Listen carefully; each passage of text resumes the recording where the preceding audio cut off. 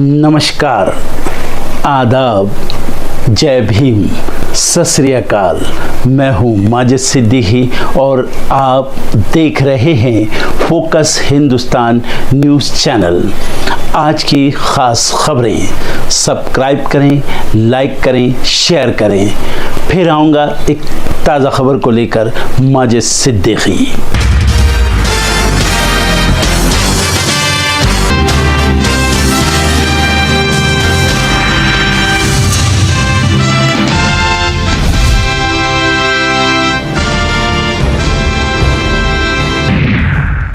Donald Trump ने 14 देशों पर किया टैरिफ लगाने का ऐलान। लिस्ट में जापान और दक्षिण कोरिया भी शामिल। भारत से ट्रेड डील को लेकर भी किया दावा। ब्रासीलिया पहुंचे पीएम नरेंद्र मोदी। रक्षा मंत्री ने किया जोरदार स्वागत। राष्ट्रपति लूला के साथ करेंगे द्विपक्षीय वार्ता। यूएनजीए में अफगानिस्तान के खिलाफ प्रस्ताव से भारत ने बनाई दूरी। भारतीय राजदूत बोले सिर्फ सजा देने की नीति ठीक नहीं। संसदीय स्थायी समिति की बैठक आज। विमानन सुरक्षा पर होगी चर्चा। बिहार चुनाव में प्रशांत किशोर की जनसुराज पार्टी सभी सीटों पर उतार सकती है उम्मीदवार। एनडीए के बिगड़ सकते हैं सियासी समीकरण। बिहार चुनाव के लिए हलचल। मतदाता जागरूकता के लिए पटना में आज साइकिल रैली निकालेगी जेडीयू। शिवसेना यूबीटी के चीफ उद्धव ठाकरे ने बीजेपी सांसद निशिकांत दुबे को बोला लक्कड़ भग्गा। कहा लोगों को बांटकर आपसी सौहार्द बिगाड़ने की कोशिश कर रहे हैं बीजेपी सांसद। 9 जुलाई को भारत बंद का ऐलान। बंद में बैंकिंग, इंश्योरेंस, पोस्टल सेवा समेत विभिन्न क्षेत्रों के 25 करोड़ से ज्यादा कर्मचारी हो सकते हैं शामिल। 10 केंद्रीय ट्रेड यूनियनों ने किया है बंद का ऐलान। बॉम्बे हाई कोर्ट का बड़ा फैसला। पोश की शिकायत के बाद हो गया था ट्रांसफर। कोर्ट पहुंची असिस्टेंट प्रोफेसर। अदालत ने यूनिवर्सिटी को लगाई फटकार। गोपाल खेमका केस का एक आरोपी मुठभेड़ में ढेर। हथियार सप्लाई करने वाला राजा की पुलिस से हुई मुठभेड़ में गई जान। वाराणसी में बाढ़ जैसे हालात। गंगा नदी का बढ़ रहा जलस्तर। ट्रंप का फिर यू टर्न। अचानक किया बड़ा ऐलान। हम यूक्रेन को और हथियार भेजेंगे। ईरानी राष्ट्रपति का बड़ा दावा। कहा इजराइल ने की थी मेरी जान लेने की कोशिश। अमेरिका से की खास अपील। भारत ने अफगानिस्तान पर यूएन प्रस्ताव पर वोट नहीं दिया। बोला आतंकवाद के लिए इसकी धरती का इस्तेमाल न हो। बांग्लादेश की अदालत 10 जुलाई को शेख हसीना के खिलाफ तय करेगी आरोप। लगाए गए हैं गंभीर आरोप। अमेरिका भारत व्यापार समझौता शुल्क पर अटका मामला। किसानों का हित सर्वोपरि। ऑपरेशन सिंदूर के बाद दुनिया में बड़ी भारतीय उपकरणों की मांग। वैश्विक सैन्य खर्च $2.7 ट्रिलियन हुआ। ट्रैवल सेक्टर में उछाल। टाटा सन्स को खपत बढ़ने से उम्मीद। आरबीआई रिपोर्ट में बड़ा खुलासा। 17 म्यूचुअल फंड कंपनियों की डेट स्कीमों में दिखा तनाव। अब तक 5 सरकारी बैंकों ने हटाया न्यूनतम जमा पर शुल्क। आगे और भी बैंक कर सकते हैं घोषणा।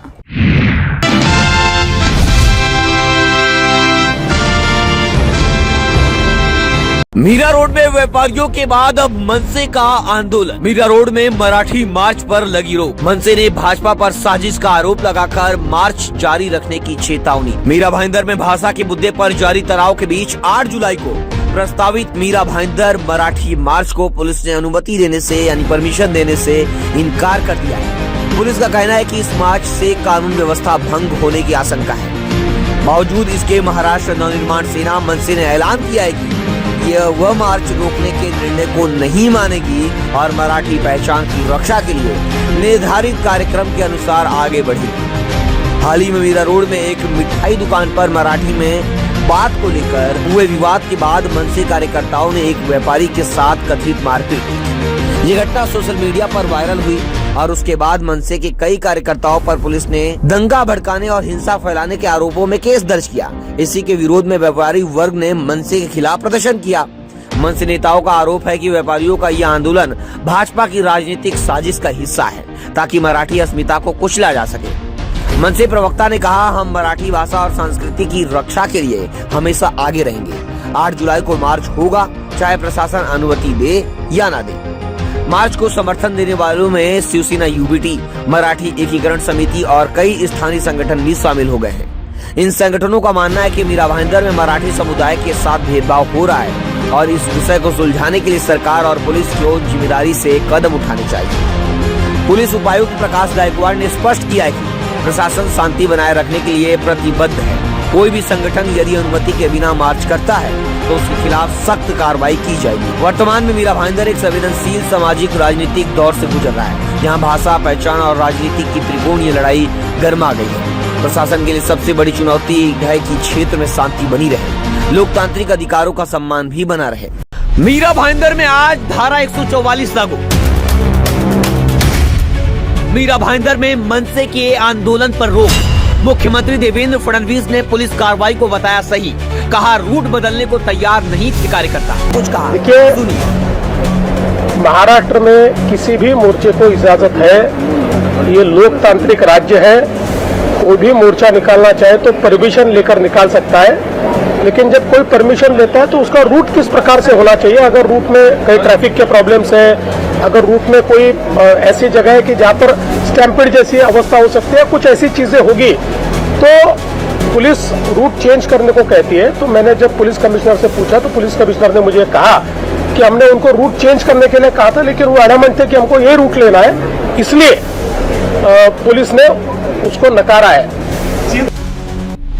वहीं मनसे का ये मार्च मंगलवार सुबह 10 बजे बालाजी होटल से शुरू होना था, लेकिन पुलिस ने पहले ही इसकी अनुमति देने से इनकार कर दिया और इलाके में धारा 144 भी लागू कर दी गई थी। पुलिस ने मनसे के कई पदाधिकारियों, जिनमें जिला अध्यक्ष अविनाश जाधव भी शामिल हैं, उन्हें भी हिरासत में ले लिया। मनसे कार्यकर्ताओं ने पुलिस पर दोहरा मापदंड अपनाने का आरोप लगाया और सवाल उठाया कि व्यापारियों को तो रैली निकालने की अनुमति दी गई, लेकिन उन्हें क्यों रोका जा रहा है। ये विवाद बीते हफ्ते तब शुरू हुआ जब मीरा रोड स्थित जोधपुर स्वीट शॉप के मालिक 44 वर्षीय बाबूलाल चौधरी को कथित तौर पर मराठी में बात न करने पर 7 मनसे कार्यकर्ताओं ने थप्पड़ मारा और धमकाया। इस घटना का वीडियो सोशल मीडिया पर वायरल हो गया, जिसके बाद इलाके में मनसे के खिलाफ गुस्सा भड़क उठा।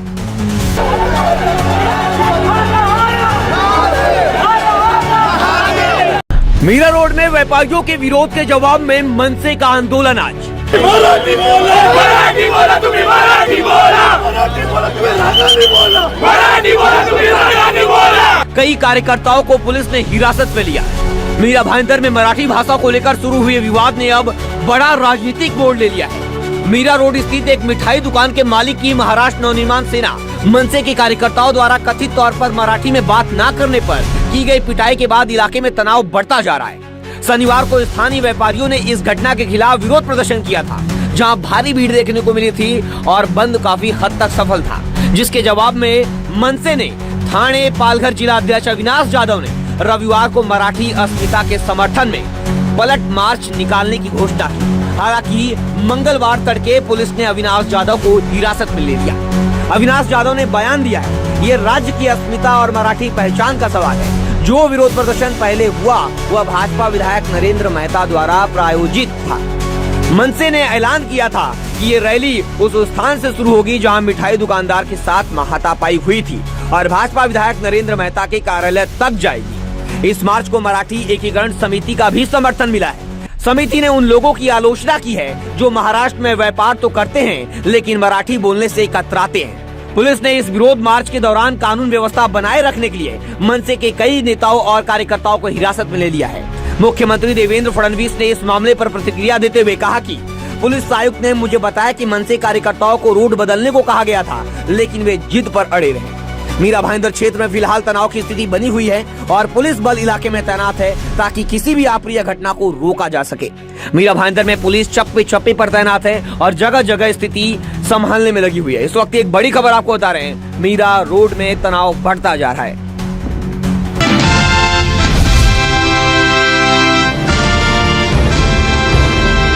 महाराष्ट्र में इन दिनों भाषा को लेकर बवाल छिड़ा हुआ है। इस बीच राजनीतिक दलों के बीच सियासी संग्राम देखने को मिल रहा है। शिवसेना यूबीटी प्रमुख उद्धव ठाकरे ने बीजेपी सांसद निशिकांत दुबे पर जोरदार हमला बोला है। उन्होंने विवादित टिप्पणी को लेकर निशिकांत दुबे को लक्कड़बग्घा करार दिया। उद्धव ने बीजेपी पर फूट डालो और राज करो की नीति के जरिए राजनीतिक लाभ हासिल करने का प्रयास करने का आरोप लगाया और कहा कि वो किसी भी भाषा के खिलाफ नहीं है, लेकिन बलपूर्वक इसे थोपे जाने का विरोध करेंगे। उन्होंने आगे कहा कि बीजेपी की हमेशा से फूट डालो और राज करो की नीति रही है। राजनीति की ये शैली अब अपनी प्रासंगिकता खो रही है। मैं समझ सकता हूं कि मुंबई में हमारी रैली की सफलता से उनकी पार्टी बेचैन है या नहीं।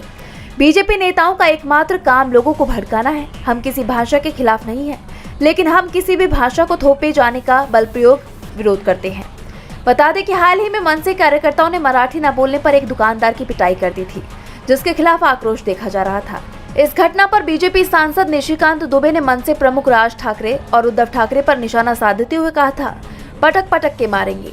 उनके इस बयान के बाद विवाद खड़ा हो गया और अब बीजेपी सांसद के बयान पर उद्धव ठाकरे ने पलटवार किया है। ठाकरे ने आरोप लगाया कि निशिकांत दुबे लोगों को बांटकर आपसी सौहार्द बिगाड़ने की कोशिश कर रहे हैं। ऐसे में बीजेपी घिरती दिखाई दे रही है। निशिकांत के बयान से बीजेपी की टेंशन बढ़ गई है।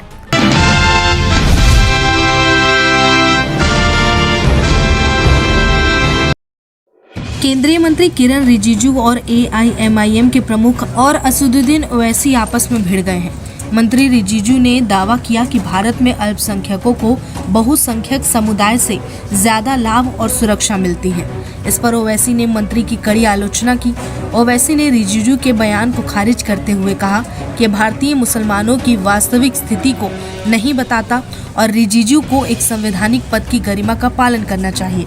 बता दें कि AIMIM चीफ ओवैसी ने कहा कि भारत के अल्पसंख्यक अब दूसरे दर्जे के नागरिक भी नहीं हैं। हम बंधक हैं। अगवा कर बांग्लादेश में फेंक दिया जाना क्या संरक्षण है? दरअसल केंद्रीय अल्पसंख्यक मामलों में मंत्री किरण रिजिजू ने X पर लिखा था, एकमात्र भारत ऐसा देश है जहां अल्पसंख्यकों को बहुसंख्यकों से ज्यादा सुविधा और सुरक्षा मिलती है। इसके जवाब में ओवैसी ने लिखा, आप भारत के मंत्री हैं, कोई सम्राट नहीं, सिंहासन नहीं, संविधान के तहत पद पर बैठे हैं। अल्पसंख्यकों के अधिकार खैरात नहीं, मौलिक अधिकार है।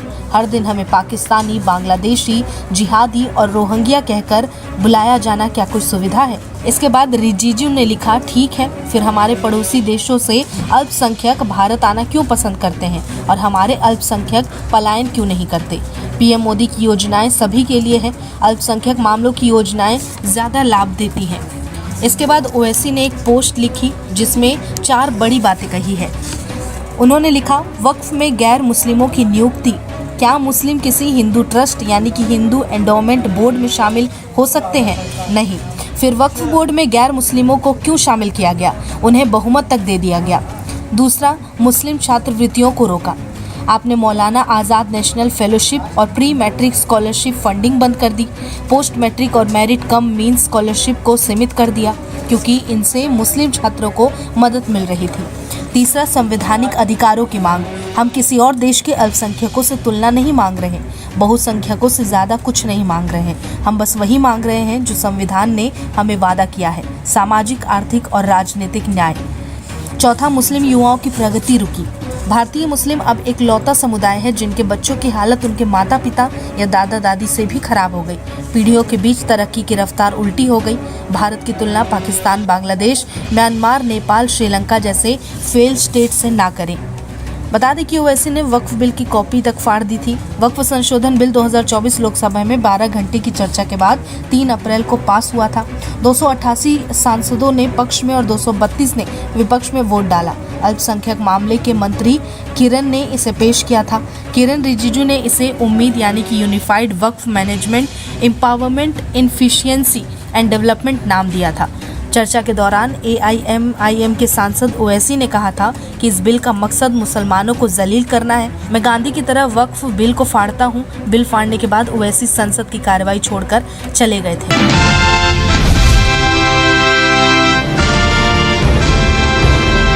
कहते हैं कि कुछ लोग गजवाए हिंद का सपना देख रहे हैं। हम देश को हिंदू राष्ट्र और भगवाए हिंद बनाना चाहते हैं। देखिए, ऐसा है ना कि जो लोग भी इस संविधान के खिलाफ कोई सपना दे रहे हैं उन पर सख्त कार्रवाई होना चाहिए। बार बार कोई मंत्री कहे कि हमारी सरकार हिंदुत्व की सरकार है, हम इसको भगवा सरकार बनाएंगे, मैं समझता हूँ ये लोग संविधान के खिलाफ हैं। ऐसे लोगों के खिलाफ कार्रवाई होना चाहिए। गजवाए हिंद की बात कोई नहीं करता, ये सब झूठ बातें हैं। मुसलमान इस मुल्क में रहता है, इस मुल्क से मोहब्बत करता है। जब भी हिंदुस्तान पाकिस्तान की जंग हुई है या जब भी कोई जरूरत पड़ी है, जितना मुसलमान मिलिट्री में है उससे ज्यादा अपने आप को शहीद करके दिखाया उसने। ये सब गलत बात, मुसलमान ने गद्दारी कभी नहीं किया देश के साथ। धीरेन्द्र शास्त्री जैसे धर्मगुरुओं की गिरफ्तारी की मांग करते हैं। इस तरह की बातें करने वाले नफरत, मुझे ऐसे लोगों की जबान तो बंद करना चाहिए।